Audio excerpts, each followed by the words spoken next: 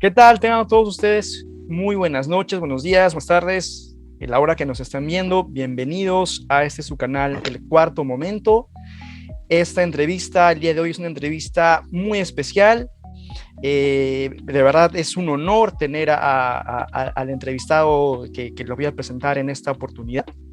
Así que bueno, sin más preámbulo, voy a presentar a Rafael Aita. Rafael Aita nos complace con su presencia el día de hoy en el canal. Él es ingeniero industrial por la Universidad de Lima. Ha escrito una novela histórica llamada El secreto del Inca. Tiene un canal de YouTube muy famoso, muy conocido, donde difunde la historia del Perú. Y pues en redes sociales es más conocido y seguro que automáticamente lo van a identificar como Capitán Perú. Rafael, bienvenido al canal y muchísimas gracias por esta entrevista. Hola, ¿qué tal? También estoy muy agradecido, muy a gusto de estar aquí en tu canal. Genial, Rafael.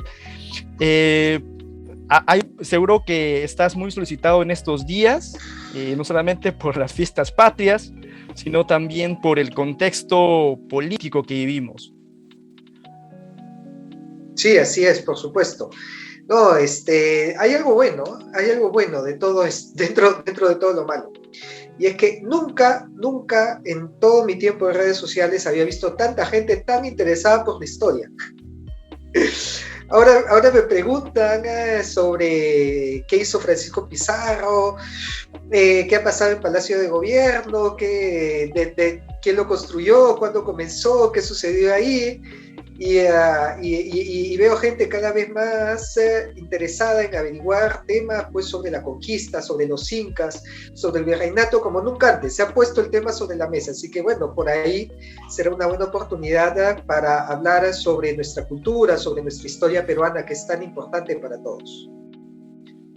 Sí, me imagino toda la chamba que has tenido en estos días y que seguro tendrás, porque esto no parece no acabar en estos días de fiestas patrias. Y justamente bueno, ya eres un youtuber de historia muy conocido. He visto algunas entrevistas tuyas en internet, en el YouTube, en Facebook. Y bueno, más allá de preguntarte por qué decidiste hacer un canal de YouTube, la pregunta sería, ¿por qué justamente hacer un canal de difusión de la historia del Perú? A ver, te voy a contar un poco de mi historia y de cómo comenzó todo este proyecto, ¿no?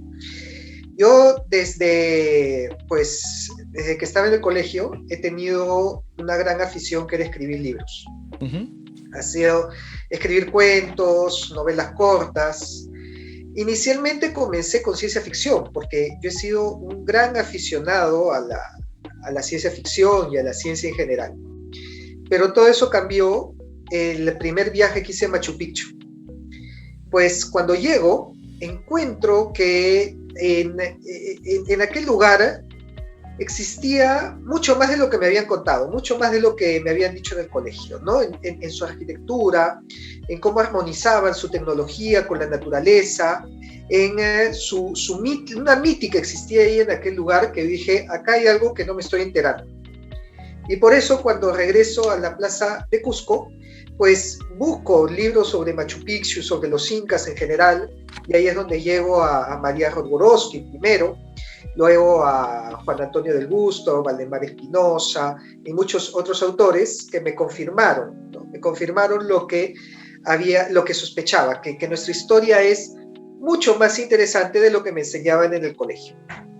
Era, era una historia que parecía un juego de tronos, ¿no? Estaba llena de intrigas, de conspiraciones, de traiciones, de luchas de poder, y me cautivó, y ahí es donde giro y comienzo a escribir novelas históricas, ya más relacionadas a nuestra historia, y es donde surge este libro que has mencionado, el primer libro que escribí, que es El secreto del último Inca. Pero obviamente, había muchos datos que yo encontraba en los libros, pero que no podía meterlo en mi libro, no calzaba dentro del argumento, ¿no? Entonces yo siempre estaba con la idea de, oye, qué interesante este dato, que la gente no sabe o que no lo enseñan en los colegios, debería conocerse más. Y así comenzaba a tener un montón de información que encontraba en libros, pero que no se difundía. Hasta que, por otro lado, en una rama totalmente paralela, como yo, fan de la ciencia ficción y de los cómics y de los superhéroes, llego a clubes de fans, ¿no? Llego al club de fans de Star Wars, de Batman, de Marvel. Comienzo a ir a eventos y ellos me enseñan este mundo de los cosplay y del traje y del disfraz, en que me meto y pues me enseñaron cómo un disfraz puede cambiar una percepción, ¿no? Porque ellos hacen mucha obra social, ellos van a hospitales, a colegios, a orfanatos, disfrazados. Y ellos me llevaron a ese mundo y cuando íbamos con los disfraces yo me he dado cuenta cómo a los niños pues les cambiaba la cara, les cambiaba el rostro, se emocionaban, se tomaban fotos con nosotros, ya se metían en el mundo. Entonces yo digo, oye, de repente esta es la forma de cómo llegar a ellos. Y como era la época pues que estaba de moda los Avengers, entonces tomo el personaje de Capitán América y le pongo los colores del Perú. Y digo, bueno, vamos a tomar un Capitán América, pero que tenga los colores del Perú, para tomarme foto con el traje, con el escudo, en un lugar, una huaca, en una iglesia, en un monumento que sea nuestro patrimonio. Entonces tomo la foto y explico por qué es importante ese lugar, qué es lo que sucedió ahí, por qué hay que conocerlo, y la subo a redes. Y ahí es donde salió la idea de Capitán Perú. Genial, es una super historia, ¿no? Es incluso hasta muy inspiradora, ¿no? El cómo, qué instrumento pensaste utilizar para que llegue a todos, ¿no? Este interés por la historia, ¿no? Que efectivamente, ¿no? Como tú dices, no sé si la palabra es que se nos enseñe mal en el colegio o no se enseñe de forma completa, pero sí, efectivamente, cuando acabas la secundaria y te vas a la universidad o te vas a alguna academia, te das cuenta de que, o sea, de otra cosa, ¿no? No, sí, por supuesto. Creo que varios han tenido esa sensación a la hora de leer los libros de historia y de decir, oye, pero esto es mucho más interesante de lo que me enseñaron, ¿no? A mí en el colegio, pues, las clases de historia, una clase de clasificación de huacos, ¿no? Me decían, los mochica hacían un huaco retrato de color ocre, ¿no? Los chavín era color negro con estribo, ¿no? Y eso era, ¿no? Y cuando entras a los libros ves que hay mucho más y por eso surgió esta idea. Exacto, ¿no? Como que en el colegio es como que memorízate las fechas, ¿no? Horizonte temprano, horizonte tardío, en tal fecha fue la batalla tal, el combate tal. Claro. Pero hay mucho que desmenuzar qué es lo que pasó en realidad, ¿no? Y eso, por ejemplo, nos lleva a pensar cómo se escribirá la historia del Perú en sus 200 años, ¿no? ¿Qué dirán los historiadores? ¿Cómo le escribirán? Por ejemplo, lo que sucedió hoy, ¿no? En Ayacucho, ¿no? ¿Qué dirán? ¿Cómo lo interpretarán? Y justamente me ponía a pensar en lo que está ocurriendo ahora. Y tú que eres, que has podido revisar de una forma aguda, mucho mejor, los antecedentes históricos. Este contexto que vivimos ahora, Pedro Castillo, un profesor rural, ¿no? Llega a ser presidente justo en el bicentenario del Perú, en un contexto político muy complicado, electoral muy complicado, lleno de adversarios, lleno de vamos a decirlo así, entre comillas, de buenos y malos. Al final la historia decidirá quiénes eran los buenos y quiénes eran los malos. Pero el contexto que vivimos ahora, ¿hay algún punto en la historia de la República del Perú parecido a lo que estamos viendo ahora? No, sí, de hecho es el contexto actual es más parecido al resto de nuestra historia que lo que hemos vivido los últimos 10 años, ¿no? Porque fíjate que, por lo menos, si el año 2025 llegamos en democracia, va a ser el periodo más extenso, vamos a romper el récord de democracia. En otras palabras, hasta ahora en el Perú, hasta el día de hoy, en estos 200 años, no hemos tenido 25 años de democracia seguida. Okay. Siempre ha sido cortada por un golpe de Estado, un militarismo, un caudillismo, una guerra civil. Así que eso ha sido la constante en los 200 años anteriores. Es más, tú revisas este periodo de la independencia y durante los primeros 20 años de independencia tuvimos 9 presidentes y 5 constituciones. O sea, a un promedio de 2 años por presidente. Y ninguno de ellos terminó su mandato. Todos tuvieron algún golpe de Estado o una guerra civil o algo que les impidió o los asesinaron.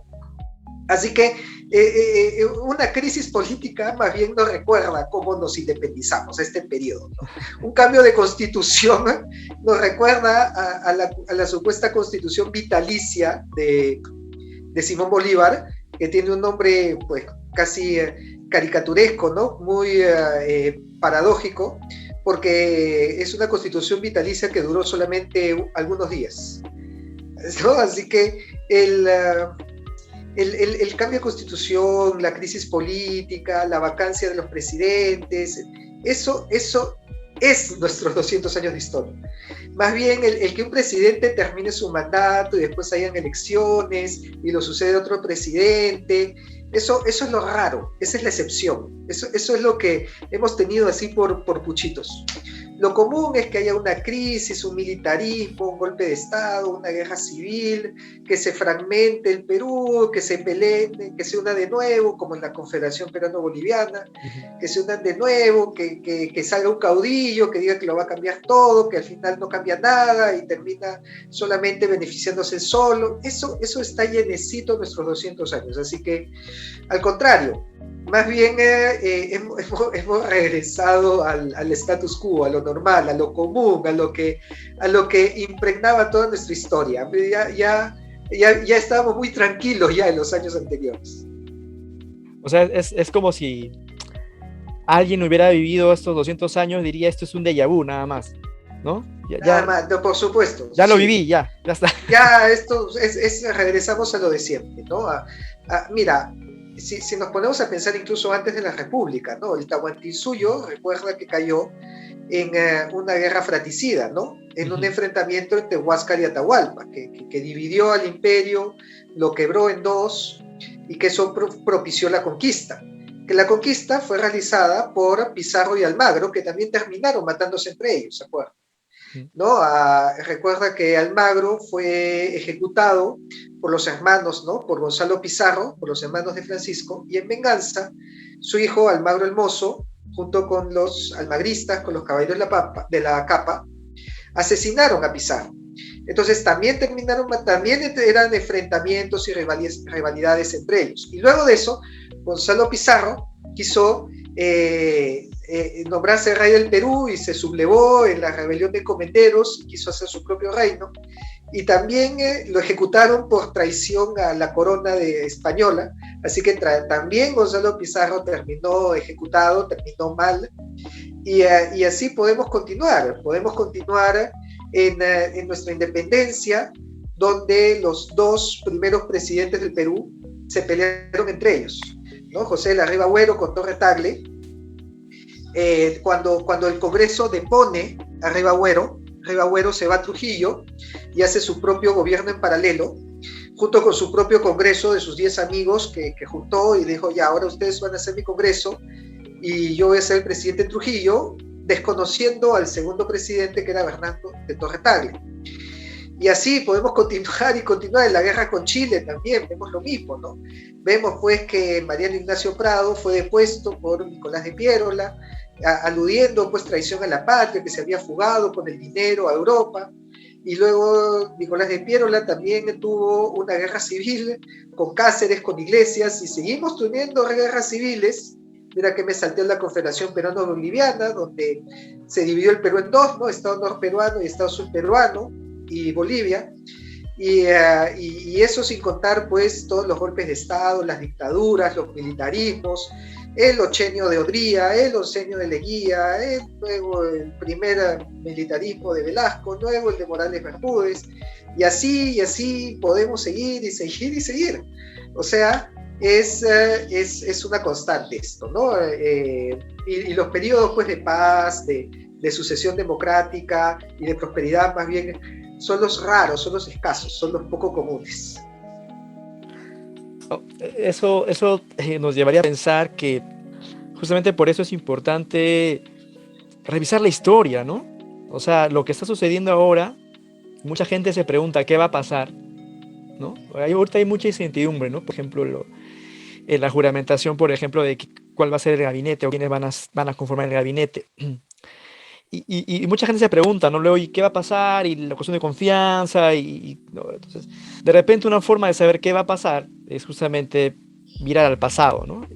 Y hacernos una idea, ¿no? Pero justamente por eso es tan importante, ¿no? La historia, aprenderla bien, y que existan personas como tú que la difundan, y de verdad que lo que haces es genial, de verdad.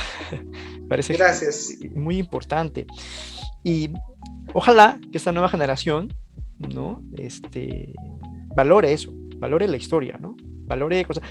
Porque no sé si te ha pasado, tú eres profesor universitario, hasta donde tengo entendido, y no sé si te ha pasado, aún yo también, hace unos años dictaba clases también en una universidad pública, y mucha gente decía,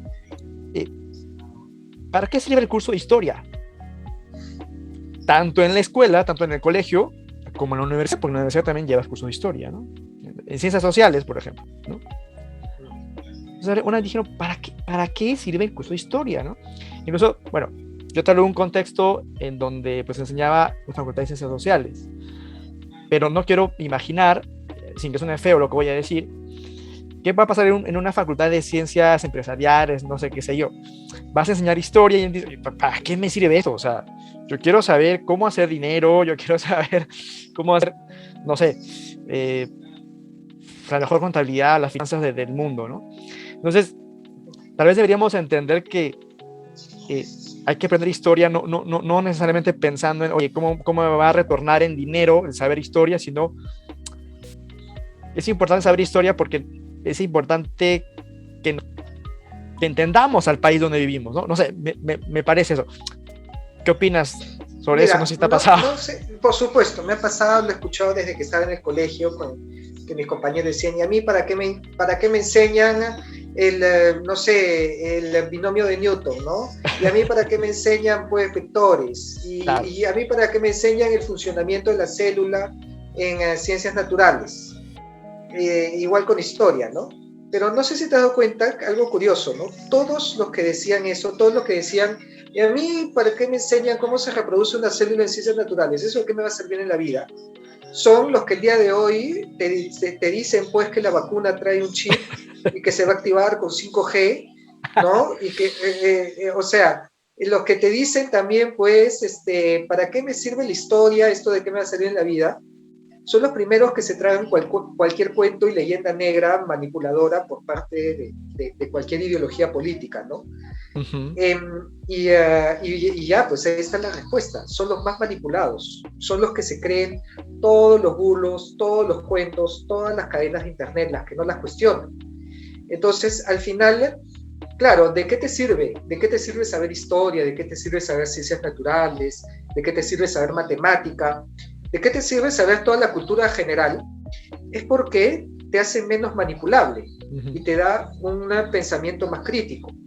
Ya no te crees cualquier cuento, ¿no? Ya no es que te dicen, oye, la Tierra es plana, y tú dices, y las fotos de la NASA son una conspiración de los reptilianos, y dices, oh, sí, la Tierra es plana, ¿no? A ver, aguanta, cuñado, si la Tierra es plana, entonces, ¿por qué cuando hay un eclipse veo que la luna, un eclipse de luna, la luna se oscurece y no aparece una línea plana? No leemos la mitad. Claro, sí, pues, ¿no? A ver, ponte un poquito de pensamiento crítico, de ciencia, de lógica. Los que no tienen eso son los que terminaron pues comiéndose todas las conspiraciones y han terminado asumiendo todos los bulos de internet como ciertos. Al final la cultura general nos permite que no nos manipulen, ¿no? Nos permite que cuando nos digan algo, digas, oye, pero un momentito, yo tengo este otro conocimiento que refuta lo que tú dices y te hace más crítico, te hace más cuestionador y te hace también que tomes tus propias decisiones. Así que justamente si el día de hoy vivimos en una época de la posverdad, en una época en donde se dice que no hay verdad y que cualquier tontería es verdad según lo que sienta cada uno, y alguien pone en internet que Australia no existe y que es una conspiración del gobierno, y hay 5.000 personas que lo comparten porque se lo creyeron, es por culpa de ese pensamiento, es por culpa que en el colegio dijeron, esto que me enseñaron no sirve para nada. Entonces no estudiaron y terminaron creyéndose todas las tonterías que les dicen el día de hoy. Bueno, ahí está la respuesta, pues solito vimos cuáles son las consecuencias de ese problema. Sí, exactamente, todo lo que mencionas es lo que estamos viendo ahorita pues en las redes, ¿no? O sea, ves cada opinión que dices, ok, no puedo creer lo que estoy leyendo, pero bueno, es la realidad. Y vivimos en un país con un nivel educativo muy bajo, ¿no? Por ejemplo, bueno, y lamentablemente la calidad educativa o la calidad escolar a un nivel internacional, nacional, incluso se mide a través de 2 o 3 materias, ¿no? Lectura, matemáticas, y que estamos mal de paso, estamos en el tercio inferior cuando nos comparamos internacionalmente. Pero historia, ¿dónde queda? ¿No? ¿Dónde queda educación cívica, por ejemplo? ¿No? No sé si les va a gustar a algunos lo que voy a decir, pero ¿dónde queda el curso de educación familiar? ¿No? A ver qué sucede, ¿no? Sí, vemos las consecuencias de eso el día de hoy, ¿no? Que también muchos decían, oye, ¿para qué sirve educación cívica? No, que ese curso no sirve para nada, sí, pues perder el tiempo y después ya no podemos convivir entre nosotros en una ciudad porque la gente pues tira la basura, se para el carro donde le da la gana, ¿no? Entonces, y ahí está la consecuencia también. Pues ahí es donde vemos justamente para qué servía. Exacto. Hay veces dicen, ¿no? Nadie valora algo hasta que lo pierdes. Y hemos tenido que perder todos estos cursos para darnos cuenta que sí eran importantes. Exacto. Y mira, ahora que hablamos justamente de en ese contexto un poco mencionaste, ¿no? Las formas de pensar, ¿no? Cómo pensamos. Seguro te has dado cuenta y incluso lo he escuchado en alguna de tus entrevistas. Vivimos en una generación en donde parece que hay 2 bandos, ¿no? Ideológicos, que tienen que ver con la ideología cultural, económica, social, que es por un lado el libertarismo, ¿no? Esa doctrina de los libertarios, y por otro lado el progresismo, ¿no? Entonces, en redes sociales tenemos un bombardeo de estas 2 formas de pensar, y mucha gente lo comparte, lo retuitea, lo repostea, y ni siquiera se ha dado el tiempo de pensar bien qué es lo que está mencionando, ¿no? Porque cuando hablamos, he visto en las calles ahora que he estado en Lima, algunas han pintado, seguro en una marcha, y han puesto fascismo, ¿no? Ok, ¿qué entendemos por fascismo, por ser fascista, o comúnmente conocido, eres un facho? Dicen, no, eres un facho. Pero también por otro lado vemos que dicen, eres un progre, eres un caviar. Esta discusión, de todas maneras, es parte del contexto político en que vivimos, pero uno cree que tiene la razón sobre el otro. Y a mí me gustaría saber, en la historia del Perú, en la historia republicana, si estas luchas ideológicas han existido y al final, ¿cuál ha prevalecido? Entiendo que San Martín tenía ideas muy liberales y la independencia justamente se basa en esas ideas, pero no sé si encuentras alguna similitud que vivimos ahora. No ha existido esta lucha ideológica.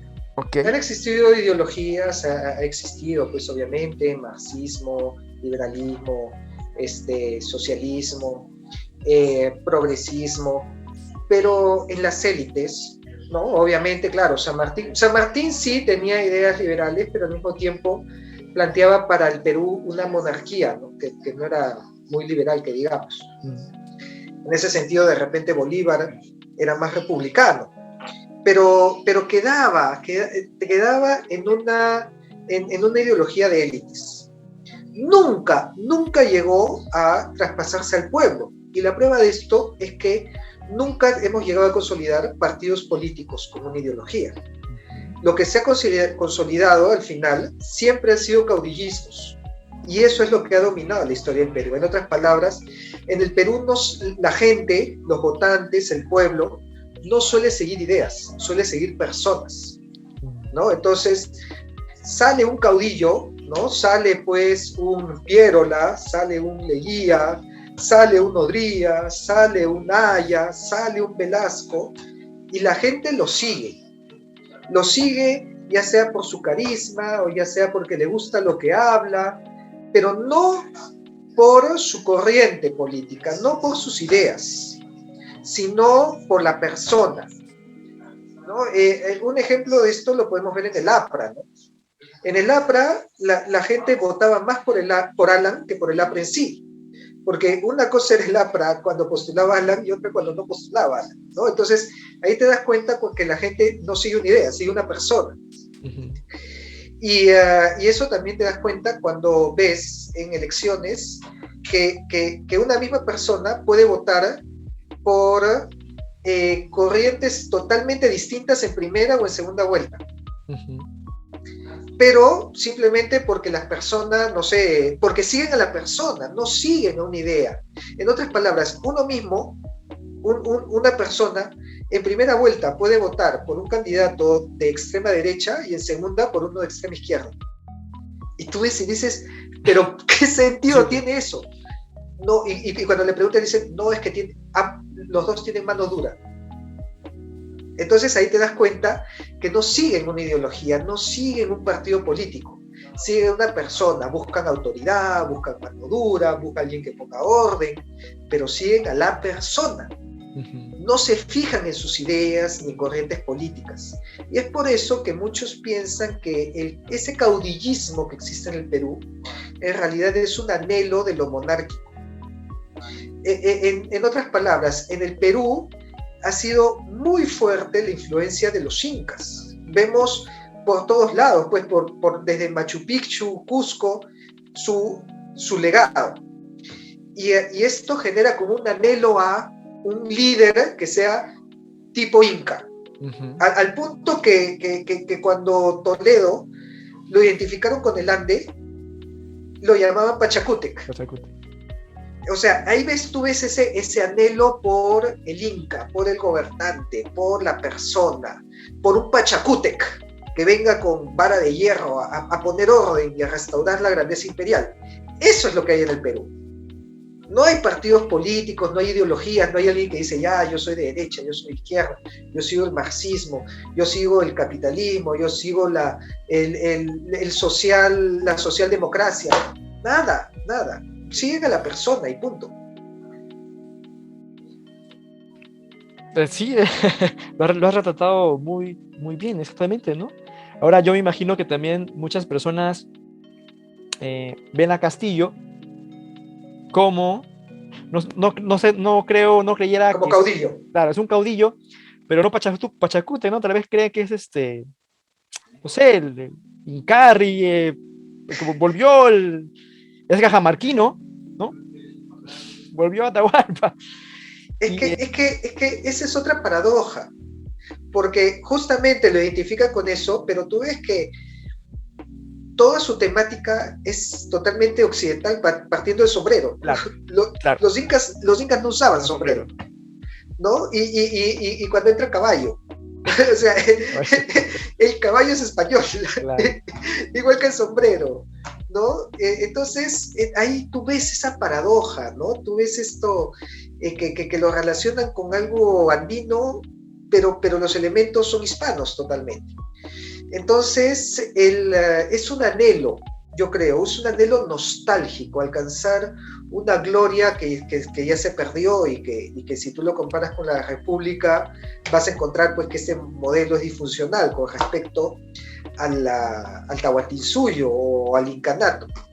Y eso genera que se quiera regresar a esa época o que se quieran buscar este tipo de líderes en donde se encuentren, a pesar de que no tengan los símbolos, no hablen quechua, porque te dice todo su discurso en español, no son quechua hablantes. Así que esto ha generado un conflicto de identidad en el peruano, que se refleja hasta el día de hoy en esta división y enfrentamiento que tenemos. Y justamente lo que acabas de mencionar, ¿no? Este conflicto. Hace mucho tiempo, no recuerdo el año, Jorge Bruce, el psicoanalista, ¿no? Escribió un libro que se titula Nos habíamos choleado tanto. ¿No? Este libro hablaba, ¿no? Acerca del racismo en el Perú, ¿no? De que pues, era una tara que probablemente pues, no íbamos a salir tan fácil de esto, ¿no? Y el problema, no sé si llamarlo problema, pero la situación es que somos el país de todas las sangres, de muchas culturas, pero la pregunta es, ¿y cuál es la cultura que finalmente nos representa, ¿no? O sea, somos un país andino, somos Sí. criollos, ¿no? Yo creo que eso es lo que, o sea, por una parte cultural nos ha beneficiado, ¿no? Por ejemplo, este aspecto gastronómico, ¿no? Toda esta fusión, el mestizaje, pues funciona por ahí. Pero a la hora de tomar decisiones, a la hora de sentirnos representados, parece que ya no tanto, ¿no? O sea, Sí, ¿saldremos de esto alguna vez? ¿Lograremos unidad? existe un cuestionamiento, ¿no? A la identidad, ¿qué es el Perú, ¿no? ¿Qué es el Eso, Perú? eso, Esa es la pregunta, ¿no? ¿Qué es el Perú? eso. ¿Qué significa ser peruano? Te lo defino en una sola frase. El Perú es el proyecto de Pachacútec, Inca Yupanqui. Ese es el Perú. ¿Por qué? A ver, voy a desarrollar más mi respuesta. Ok.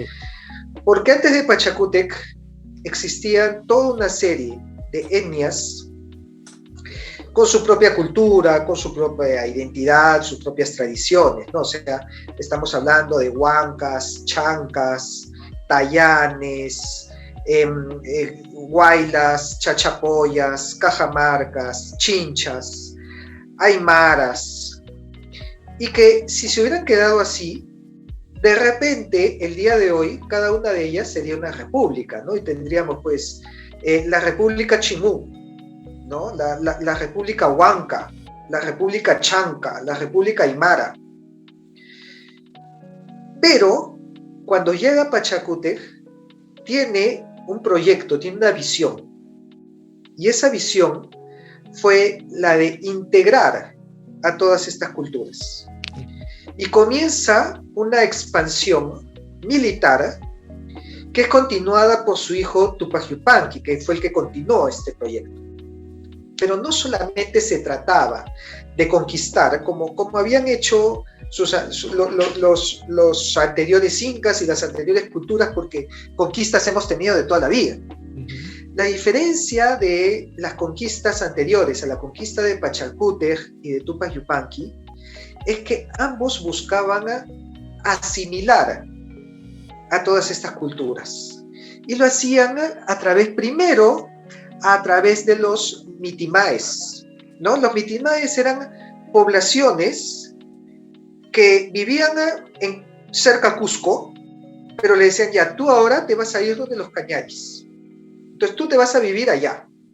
Y tú les vas a enseñar nuestra tecnología, nuestras técnicas agrícolas, les vas a enseñar nuestra arquitectura, les vas a enseñar nuestro idioma, van a hablar quechua, les vas a enseñar nuestras costumbres, nuestras fiestas, nuestros rituales, y los vas a incluir en nuestra cultura. Además, se preocuparon ambos por construir una red de caminos que los integre a todos ellos. Y cada 20 kilómetros de esos caminos, que era el Capañán, que era el camino del Inca, colocaban un tambo como un almacén para abastecerlos. O sea, caminos para integrarlos y almacenes para abastecerlos, que no les falte comida, ropa, en caso de hambruna, de sequía y demás. En otras palabras, que estos caminos eran el circuito nervioso, ¿no? El sistema nervioso del Tahuantinsuyo, que por eso tenía chasquis, porque los chasquis recorrían estos caminos y paraban pasando información e informando al Inca de todo lo que pasaba, o de distribuyendo alimentos. Se dice incluso que el Inca comía el pescado del día, porque tenía pues una red que le permitía traer pescado de la costa hasta el Cusco. En la Plaza Mayor de Cusco, cuentan los cronistas que había arena de la costa, para que el Inca camine por la arena de la playa porque le había gustado. O sea, era una integración que no tiene nada que envidiarle a los romanos. Y no es casualidad que el historiador José Antonio del Busto afirme que estas conquistas, específicamente las de Túpac Yupanqui, han sido las que les han dado las fronteras al Perú.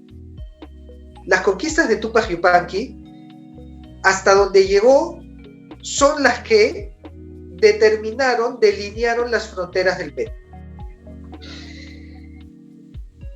Por lo tanto, Túpac Yupanqui y Pachacútec se enfrentaron al mismo problema que tenemos el día de hoy. Se enfrentaron al problema de tener que integrar culturas y pueblos muy distintos y que no se sentían incas. Por ejemplo, los huancas. Los huancas se paraban sublevando, los cañaris se paraban sublevando, los aymaras también tuvieron como 2 o 3 sublevaciones, no se sentían incas, pero ellos tenían la convicción y la firmeza que podían formar una sola cultura con un mismo idioma, con las mismas creencias y con las mismas tradiciones y rituales.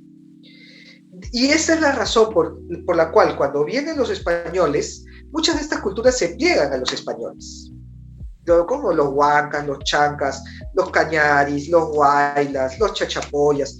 Todos ellos los apoyaron en contra de los incas porque no se sentían plenamente incas, y porque también había una división en el Tahuantinsuyo entre Huáscar y Atahualpa, y por eso también las panacas huascaristas apoyaron a los españoles en contra de las atahualpistas. Bueno, sucede que los españoles se sientan encima de esta estructura del Tahuantinsuyo.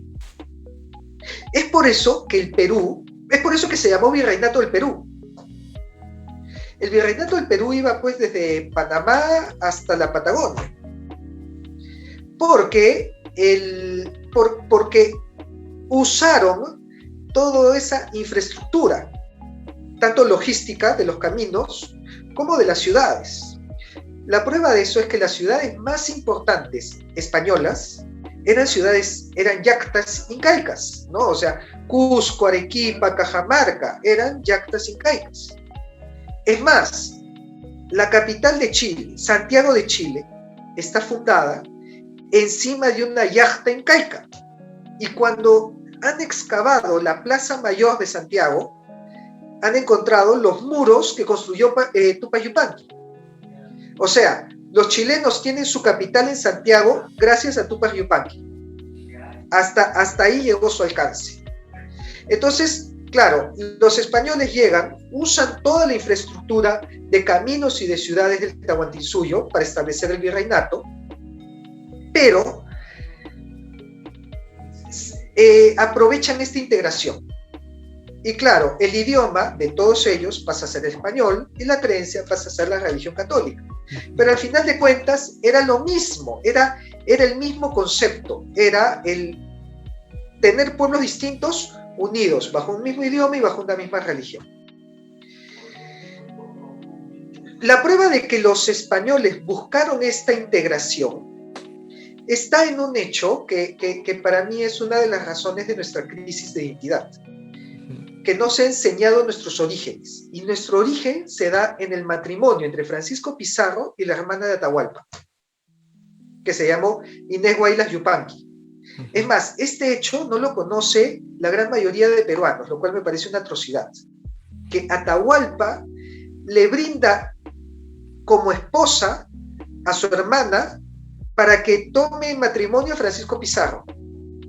Y Pizarro se casa con la hermana de Atahualpa, y de ahí nacen los primeros mestizos, propiamente los primeros peruanos, ¿no? Que se llamaron Francisca Pizarro Yupanqui y Gonzalo Pizarro Yupanqui. Y bueno, esto se repitió en otros matrimonios, como por ejemplo, otro de los más famosos fue el del Inca Garcilaso de la Vega, que tenía también padre español y madre descendiente de incas. Y por eso también es uno de los ejemplos más conocidos de este mestizaje, de esta unión de sangres. Esto fue el Perú. El Perú fue unión de sangres. Si bien estoy hablando acá de la unión de la sangre hispana con la sangre andina, pero acuérdate que viene de antes, de que desde Pachacútec, que quiso integrarlos a todos los demás. Es por eso que el día de hoy en el Perú tenemos muchas culturas, muchas etnias, y que se hace difícil convivir entre nosotros, ¿no? Porque cada una tiene sus propias particularidades. Pero también no nos han recordado que el proyecto Tahuantinsuyo, que después se convierte en el proyecto Perú, nace de concebir que todos ellos deben estar unidos y deben estar juntos. Algo que no se dio con los ingleses. Mira que los ingleses aprobaron el matrimonio interracial en 1967 en Estados Unidos. O sea, en Estados Unidos, el matrimonio interracial, mal llamado de repente matrimonio interracial porque no existen razas, la raza es una, la raza humana, pero se entiende lo que digo, ¿no? El matrimonio entre personas de diferente color se aprueba en Estados Unidos en 1967. 500 años antes, en el Perú, Pizarro se estaba casando con la hermana de Atahualpa. Entonces, son historias distintas. En el Perú se buscó esta integración de sangres, de etnias, de culturas, que tenemos cosas distintas, pero tenemos mucho más en común, porque tenemos el idioma y tenemos la religión que yo diría que en los Andes es más profunda que en la costa incluso. En los Andes tú ves pues las fiestas patronales, ¿no? Las procesiones, el Día del Santo, es recontra conservador. Pues una Semana Santa en Ayacucho pues es como en ningún otro lugar del mundo. Entonces, esto es lo que nos une. Pero claro, se quiere dejar de lado lo que nos une. Y se quiere decir, no, existen muchas culturas muy distintas. Tengan cuidado de que eso sea un separatismo. Y si nosotros decimos que este proyecto de unión en la peruanidad, en una sola,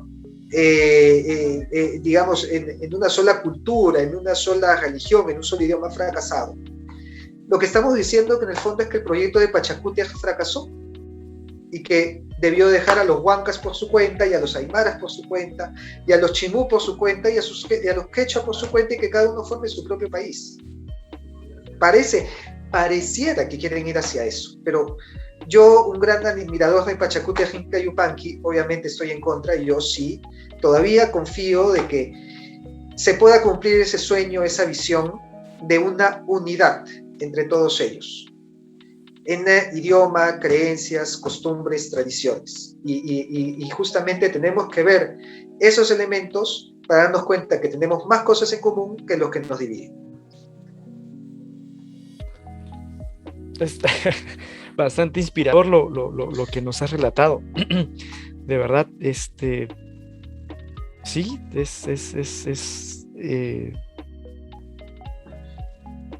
crudo y real y lo que mencionas, ¿no? Somos muy distintos, no hay que ver esas diferencias, hay que ver lo que nos une y concretar ese proyecto llamado Perú, ¿no? Que pareciera que no termina de concretarse ni de llevarse a cabo, ¿no? Pero cuando relatabas esto, eh, tal vez hubiera sido, no sé qué opinas, ¿no? Tal vez no crees que es más fácil encontrar semejanzas y que de una u otra forma funcione mejor cuando hablas pues de los huancas, ¿no? De los chachapoyas. Ya no es ese contexto. Ahora hablamos de los huancas, de los chachapoyas, de los descendientes de los incas directos, pero también del hispanismo, ¿no? El hecho de que hayan llegado Francisco Pizarro y los españoles, también cambia totalmente esto, ¿no? Porque, o sea, no sé si te ha pasado, lo has percibido, pero por ejemplo, cuando llega Fiestas Patrias, dicen, no, bueno, hay que poner música conmemorando las Fiestas Patrias. Entonces, bueno, ¿cuál es la música que hay que poner? Pues la música criolla. Entonces tú te pones a pensar que finalmente la independencia del Perú, el proyecto de República del Perú, es una idea criolla, ¿no? O sea, es una idea... Sí, es una idea, lo fue totalmente. Que con un componente hispanista muy fuerte, finalmente. No, al contrario, la independencia fue un componente antihispanista. A ver, ¿contra quién fue la independencia? Claro, contra España, ¿no? Ya, pues, esto fue antihispanista, más bien. Ajá, pero... ¿Y sabes quiénes eran los hispanistas? Exacto, me expresé mal. Lo que quería... No, pero dime, ¿quiénes eran los hispanistas? Pues los que están de acuerdo con no independizarse de España, ¿no? Ya, ajá, que eran los Andes. El Ande era hispanista. Es más, cuando San Martín desembarca en Lima, ajá, el virrey muda la capital del virreinato a Cusco. Y Cusco acoge la capital del virreinato entre 1821 y 1824. O sea, los Andes querían mantener sus vínculos con España.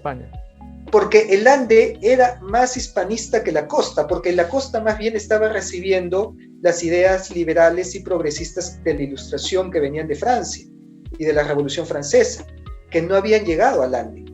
Entonces la costa era más progre, era más liberal y era independentista, mientras que los Andes eran totalmente monárquicos y eran hispanistas. Y por eso la mayor parte del ejército realista del Perú eran andinos. En cambio, la mayor parte del ejército de San Martín y de Bolívar eran argentinos, chilenos y colombianos y venezolanos. Entonces, por eso, ese tema del hispanismo hay que tener cuidado. ¿Por qué? Porque no lo enseñan para nada. Nos lo enseñan al revés, nos lo enseñan de cabeza. Nos dicen, el hispanismo es racista. Es todo lo contrario. Los andinos eran más hispanos que los costeños. El hispanismo era netamente andino. Y esto tiene una razón, pero la razón no la han enseñado tampoco. Y la razón era que justamente la caída del Tahuantinsuyo nace por guerra fratricida entre Huáscar y Atahualpa. Las panacas cusqueñas estaban enfrentadas entre huascaristas y atahualpistas y veían más peligro en la otra panaca que en los españoles. Por eso buscaron alianzas, por eso Atahualpa buscó a Pizarro para establecer una alianza, porque veía más peligro en los huascaristas que en Pizarro. Y luego, cuando Atahualpa manda a matar a Huáscar, Pizarro se da cuenta que ya ese era el único líder, el único que iba a recibir la borla del Inca, y lo ejecuta a Atahualpa. Y entonces se gana el favor de todas las panacas huascaristas que veían que Pizarro había hecho justicia, había vengado pues al asesino del legítimo Inca que era Huáscar. Y las panacas huascaristas se plegaron y se aliaron con Pizarro. encabezadas por Paullo Inca. Ujú. Paullo Inca fue el hijo de Huayna Cápac, aliado de Pizarro y de Almagro. De hecho, Paullo Inca acompañó a Almagro a la excursión que hizo hacia Chile. Y por lo tanto, Paullo Inca estableció que Paullo Inca, ojo, era hijo de Huayna Cápac y por lo tanto era parte de la élite incaica. Estableció alianza con Carlos V, de tal manera que respetaron sus tierras, sus propiedades, le dieron el Palacio de Colcampata, le dieron pues siervos, privilegios y todos los beneficios de un noble. Y estas panacas aliadas a España mantuvieron esos privilegios durante sus descendientes. Ujú. Y por eso se consideraban aliados de los reyes de Castilla. Y hasta el día de hoy, en Cusco, hasta el día de hoy, existe cuadros, no solamente en Cusco, existe uno en Cusco, existen 3 cuadros que se llaman Genealogía de los Reyes del Perú y sus legítimos sucesores, los reyes de España. Y los cuadros de este tipo están uno en Cusco, otro en la Catedral de Lima y otro está en el Museo Larco.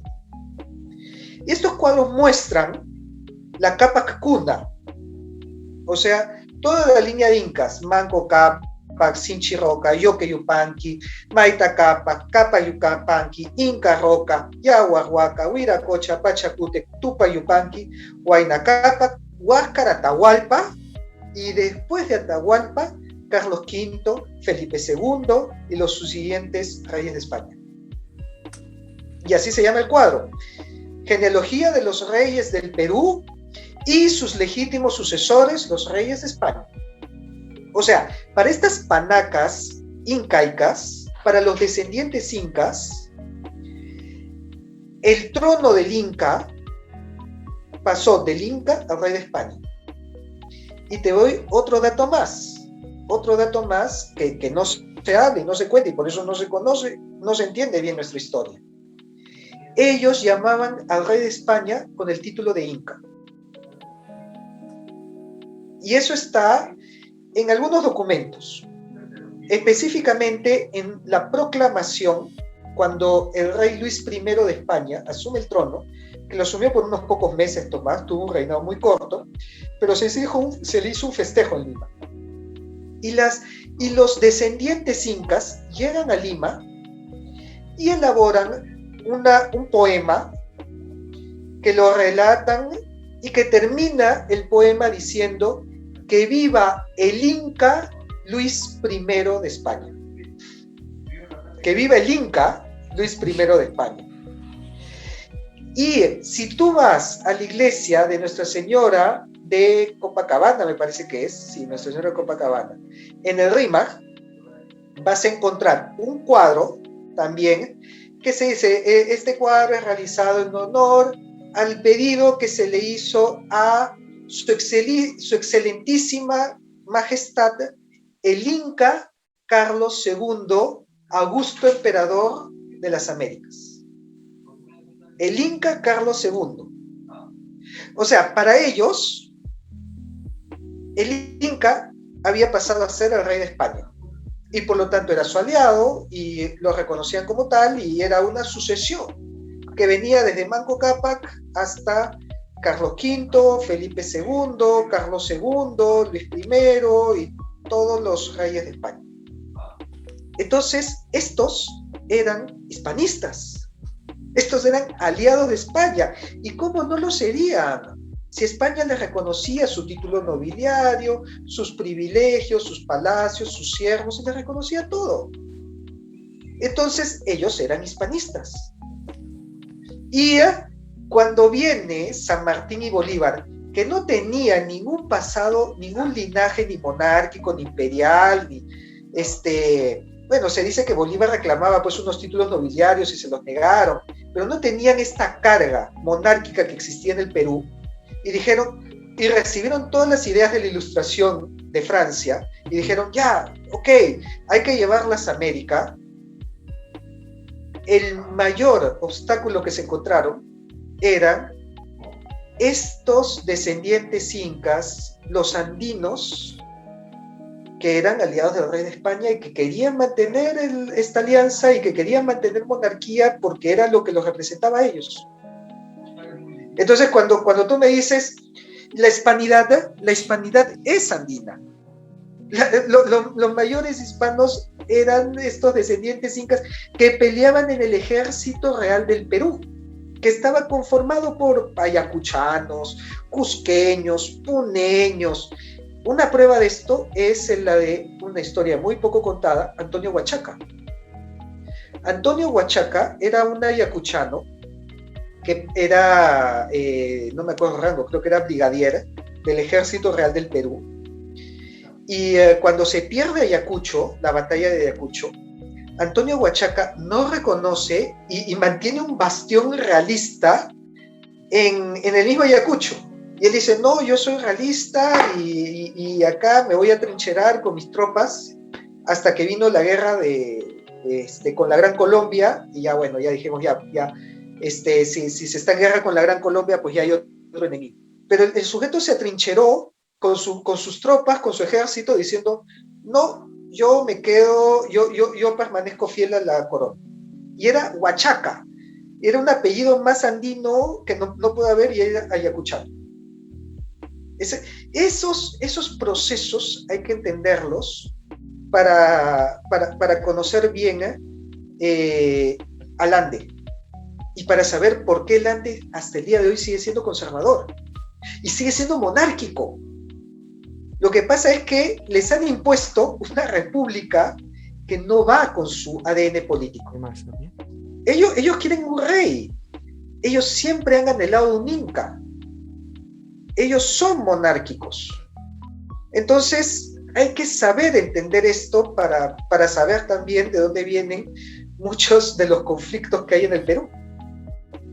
Y lo que vimos hoy, ¿no? Con la toma de mando de en Ayacucho, justamente representa eso, ¿no? Lo que acabas de decir, ¿no? O sea, el anhelo de un inca, un rey, ¿no? Le dieron un barayoc. Exactamente, ¿no? Le dieron un barayoc, que eso es totalmente inca, pues. Inca, claro. O sea, lo que acabas de decir, de verdad, para mí y para muchos seguro que están viendo ahora, es algo muy revelador. Rompe esquemas. ¿No? Sí, rompe esquemas. Exacto, porque lo que yo quería mencionar, y pues lo hice mal, era esa percepción de que tal vez, digamos, ¿no? Entre nos vemos más afines o más comunes o más semejantes entre los pueblos de los Andes que entre el criollo y los Andes, ¿no? No sé, más o menos por ahí era esa idea, ¿no? O sea, cuando tú decías, ¿no? Que el sueño de Pachacutic era justamente, ¿no? De que estos pueblos sean en común. Pero ahora con la llegada de los españoles y con los herederos de los españoles, pues tal vez esto de concebirnos más común, ahora todos juntos, es más complicado. Es que las críticas que van a hacer el criollo, ajá, es que el criollo es alienado. Esa es la crítica que se lee hasta en redes hasta el día de hoy. Ajá. Y no carece de verdad. Pero porque esto se dio principalmente en el siglo XIX, a raíz del boom del guano, en que la sociedad criolla limeña se afrancesó. Se anhelaba este glamour francés. Uh-huh. Y esto se ve en la arquitectura. Gran parte de la arquitectura costeña tiene influencia francesa. Palacio de Gobierno tiene un estilo francés, estilo arquitectónico francés. Y claro, este afrancesamiento llevó a darle la espalda al Ande. Y llevó pues al racismo y a la discriminación y a todos los problemas que vemos hasta el día de hoy. Pero es que en cierta razón no están equivocados. Los criollos se han afrancesado y ven más hacia Europa o hacia Estados Unidos que hacia su propio país, que hacia el propio Perú. Así que, y esto tiene que servir también para que hagan un mea culpa y digan, oye, en Estados Unidos, en Francia, en Europa, admiran lo que tenemos en el Perú, porque yo tengo que estar admirando lo que tienen ellos en otros países. Exactamente, sí. Era algo que me pasó algo muy curioso cuando viví fuera de Perú, viví un tiempo en Ecuador, pero conocí muchos mexicanos en aquel momento. Y entonces un amigo me dijo, no sé por qué ustedes los sudamericanos, siendo que no están en Norteamérica, hablan más inglés, o en el sentido de que tienen más anglicismos o palabras en inglés en de forma de comunicar diario, que nosotros los mexicanos que vivimos en Norteamérica al costado de Estados Unidos, ¿no? Entonces yo le decía, no es cierto, no te creo, o sea, porque no me daba cuenta, hasta que he llegado, pues, ya unos buenos años viviendo en México, y sí, efectivamente, hablamos más palabras en inglés que ellos mismos, ¿no? Así, totalmente. Sí. Y esto es parte de este proceso que, según conversé con historiadores, viene de la época del guano, el boom del guano. Okay. El boom del guano es el que genera este quiebre entre una élite aristocrática que llega a la riqueza muy rápidamente y de una manera muy fácil, porque no es que haya una gran tecnología, de hecho es extraer caca de la tierra, ¿no? Y se volvieron, literalmente se volvieron millonarios extrayendo caca, y por eso les faltó una identidad y una sofisticación que trataron de copiarlo de Europa, pero no la desarrollaron por su cuenta. La prosperidad falaz, ¿no? Haz la prosperidad falaz, así es.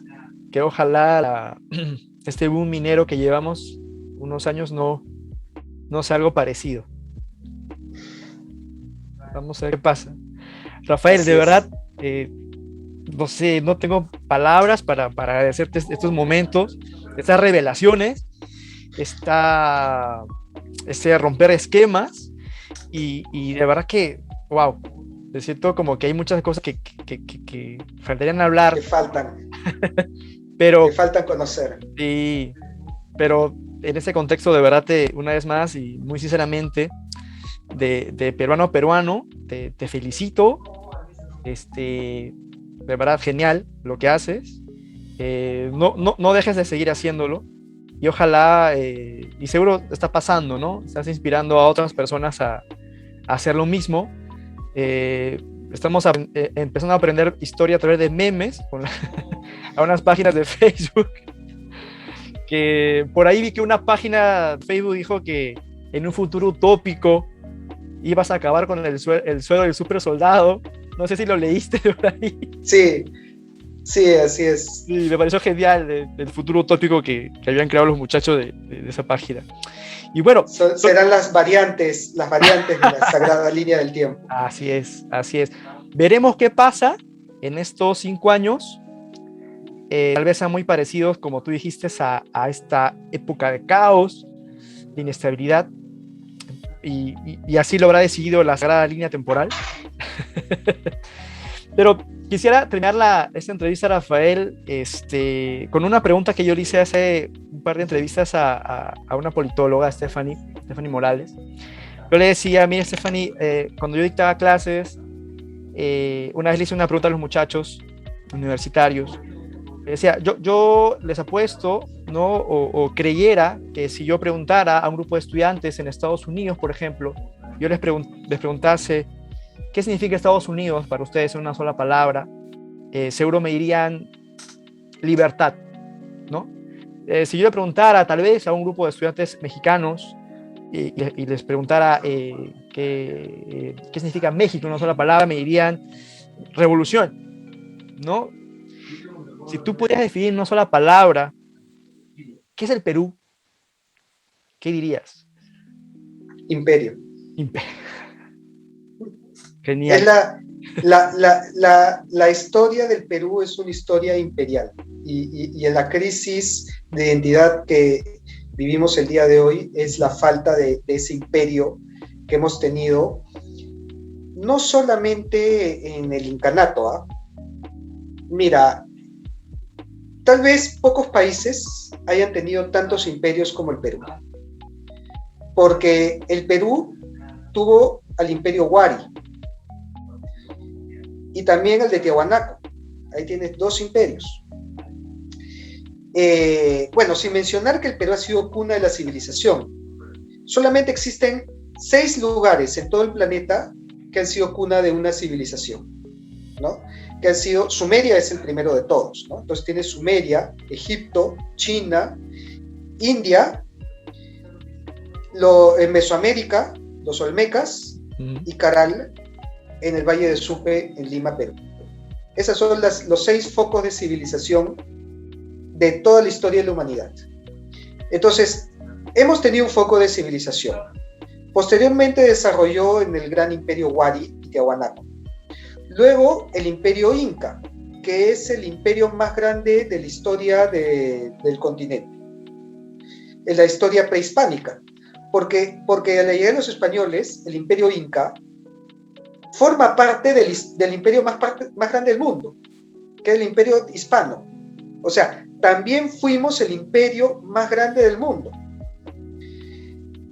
Para que te hagas una idea, el Perú fue parte de la primera campaña de vacunación de la historia en campañas internacionales, que fue la misión Balmis, ¿no? Fue la primera campaña global de vacunación y la vacuna llega contra la viruela, va desde España a Nueva España, México, al Virreinato del Perú, y de ahí va a Filipinas. En Filipinas, Balmis le dicen de que había un brote de viruela en China, y Balmis pide autorización para extender la campaña que ya había pasado por Europa y por toda América, para extenderla hasta China. Y le dan la aprobación y llega a vacunar incluso en el Cantón. 200 años después, es exactamente al revés. La vacuna tenemos que esperarla que venga de China. Primero sale de China y de ahí llega acá. Cuando en esa época primero llegaba a Perú y de Perú iba a China. Entonces, y esa historia imperial que ha sido, pues mira, te estoy hablando de los Wari, que más o menos años 800, hasta 1821, que pasamos a ser república. O sea, la mayor parte de nuestra historia ha estado dominada por grandes imperios, incluso mundiales, el primer imperio global de la historia. Y por eso, ¿qué países? Bueno, y de repente Roma puede jactarse de eso, ¿no? China, ¿no? Pero son contados con los dedos, son los países en la historia de la humanidad que haya tenido un pasado tan marcado por distintos imperios. Y uno de ellos es el Perú, por eso creo que esa es la palabra para definirlo. Y el Perú, finalmente, otra vez, regresando a lo que había mencionado antes, ¿qué es el Perú? ¿Qué es el peruano? El peruano es el hijo de los dos grandes imperios, tal como lo fue la hija de Pizarro con Inés Huaylas. El hijo del imperio hispano y el hijo del imperio del Tahuantinsuyo. Esa unión de dos imperios es la que formó el Perú. Por eso para mí yo me quedo con esa palabra, imperio. Genial, genial. De verdad que está para una frase, para un hashtag, ¿no? Yo hice un hashtag. ¿Ah, sí? En una época. Somos los hijos de 1000 imperios.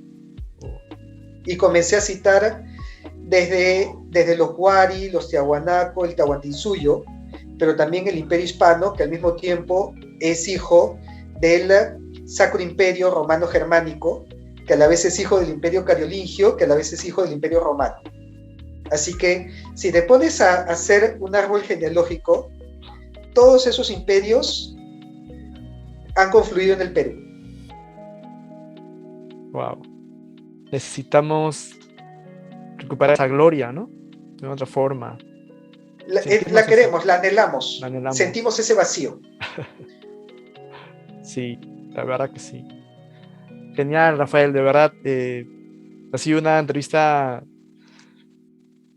impresionante. Te agradezco mucho. Ojalá existan otras oportunidades que podamos conversar, de repente compartir con otras personas más la entrevista. Y nada, una vez más, de verdad, pues darte todas las felicidades del caso. Sigue adelante, necesitamos más posts de Capitán Perú para rato. Y bueno, mi estimado amigo, felices fiestas y por el imperio del Perú. Gracias, muchas gracias. Y aprovecho lo que has mencionado para invitar a todos los que nos están viendo a seguir mi página. Así es. La pueden encontrar como Capitán Perú en Facebook, también en YouTube como Capitán Perú y en Instagram como @capitánperuano. Así que ojalá puedan visitarla. Y bueno, agradecerles a todos los que nos han visto hasta este momento, y también a ti por este espacio. Muchísimas gracias. Perfecto. Todas tus direcciones de redes están apareciendo acá abajo en estos momentos, así que seguro todos van a recurrir a ver todo lo que tienes para enseñarnos, de verdad. Muchas gracias, Rafael. Un fuerte abrazo. Gracias a ti. Nos vemos. Nos vemos. Un abrazo.